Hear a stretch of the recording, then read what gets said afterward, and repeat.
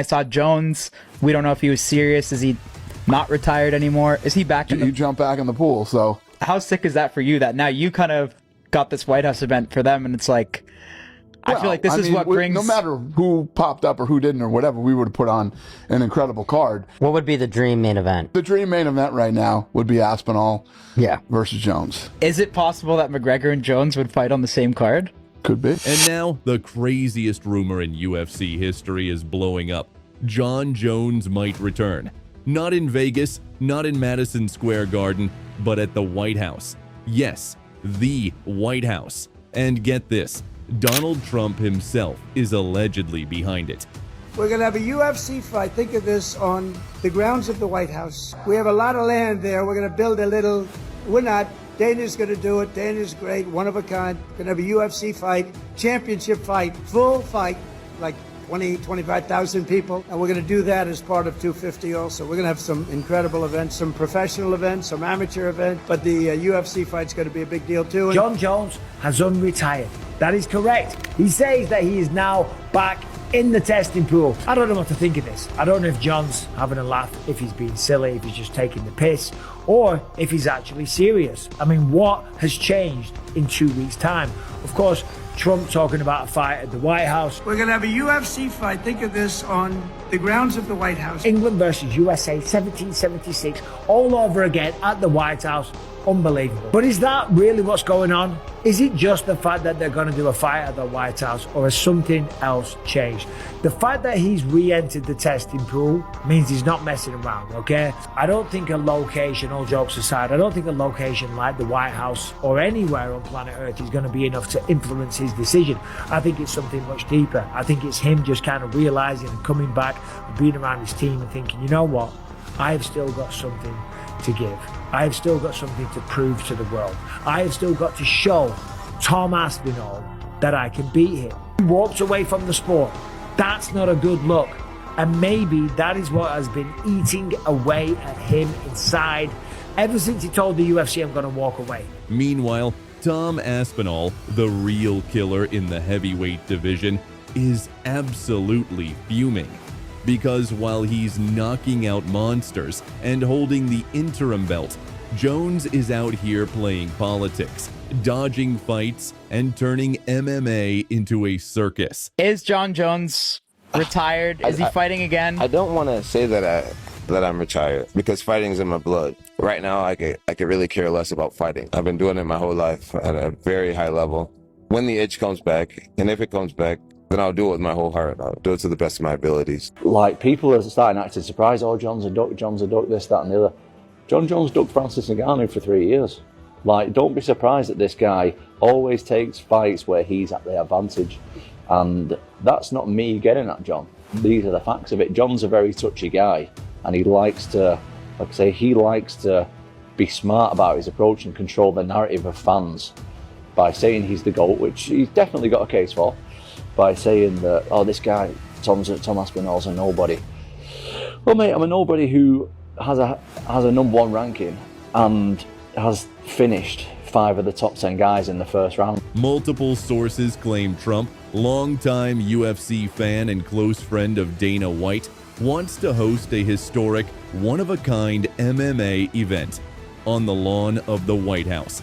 A full pay-per-view spectacle. Security, cameras, political guests, the whole thing. And the fight is going on while the fight's happening and we're filming.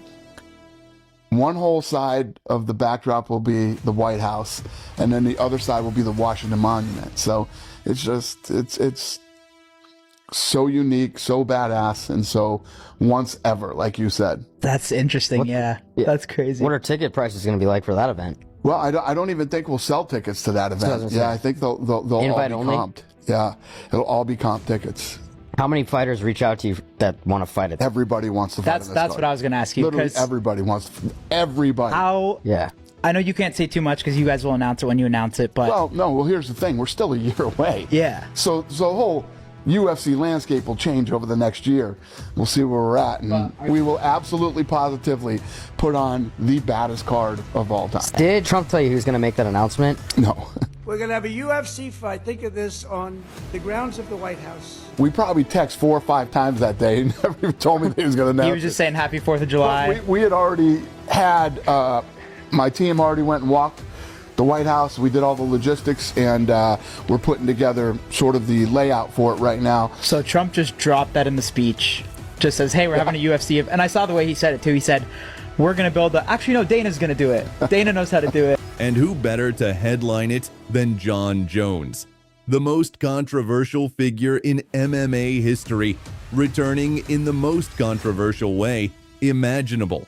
While all this drama plays out, Tom Aspinall is sitting there holding the interim belt, getting completely ignored.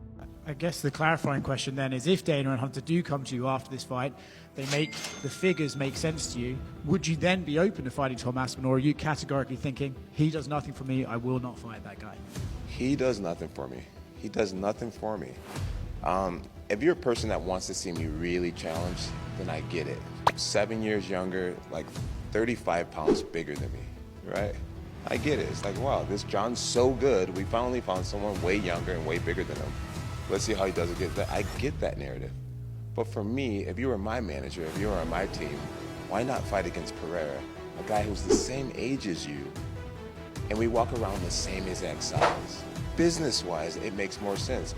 Fight the, I'm gonna call him this, fight the nobody that may be more dangerous, or fight the guy with all the accolades, who's incredibly dangerous, but it actually will affect your legacy. He took the hardest road possible, stepping in last minute, knocking out Pavlovich, and asking for one thing, a unification fight with Jon Jones.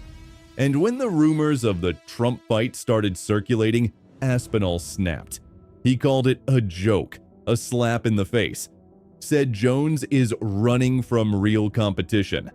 And honestly, can you blame him? This is the only sport in the world you can have somebody hold your career back. I've been almost a year inactive with no prospects of anything. Just be ready, and we'll just let you know. Yeah. And now it's kind of difficult, like mentally, to. Oh, yeah. This is the fight against Jon Jones. Like, not the fight is another thing. Yeah. This is the tricky bit where I really have to stay switched on, stay motivated, and I'm trying my best. It's tough. As you said a minute ago, no one really knows what's going on behind the scenes apart from me. Exactly. You're in office cooking. I train all the time anyway. Just because I've not got a fight doesn't mean I don't train. Like, I honestly can see Jon's point of view. I get it. I get it. It's just about the title for me. I just want the title, that's it. There's nothing else really matters. So you're like, let me do my thing, let me fight. I just want to fight. And I think that's the respectful way to go about it. It's like, you don't care if it's Jon, and it's no disrespect to Jon, it's no disrespect to anybody out there. You're just trying to fight. I just want to fight. This man put in work, fought killers, risked everything. And now he's watching Jon Jones possibly turn the heavyweight division into a political stunt. Fans are split. Some say Jones is a genius, dodging danger, making money, and controlling the spotlight like always. Others say he's a coward, ducking the one man who might actually beat him. Jon Jones was offered the deal and accepted the deal. Rewind. Jon Jones was offered the deal. I said it. He finally accepted. Now, that's the most significant thing that Dana White has said regarding this in a very long time. The problem is he didn't tell you the whole story. He didn't tell you about and then he went back on his word. He didn't tell you about that part. Eventually that part will come out, but he didn't tell you about that part right then and there. But there it is. This is when the story is going to be really written. Because whenever he comes out and tells the story of why this fight didn't happen, he's going to say he agreed and then he backed out. The glazing is over. And maybe over time they'll make amends and they'll be buddies and they'll take photos. But the like over the last year or so, the glazing that people have been talking about, those days are over. Jon Jones is making a mockery of this belt.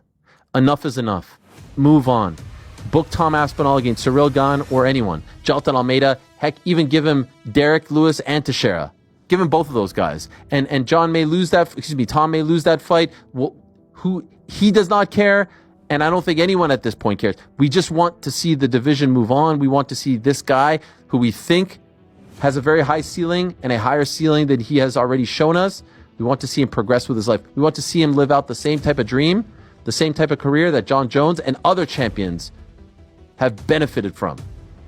But Jon is begging them to make the announcement. And he's trying to convince all of you that he doesn't care about Tom.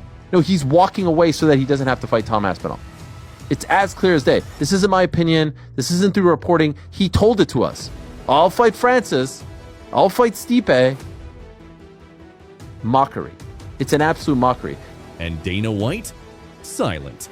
Which tells us one thing. Something big is being cooked up behind the scenes. So what's the truth? Did Jon Jones fake his injury to duck Tom Aspinall? Is Donald Trump really setting up the biggest fight spectacle the sport has ever seen? And most importantly, what happens to the heavyweight division if Jones refuses to defend the belt like a real champ? One thing's for sure, MMA has never been this wild, and if this White House fight actually happens, it'll either be the most legendary comeback of all time or the biggest joke in UFC history. Let us know what you think. Is Jones playing 4D chess or just running scared? Smash that like button, subscribe for more fight drama, and stay tuned, because this story is only just getting started.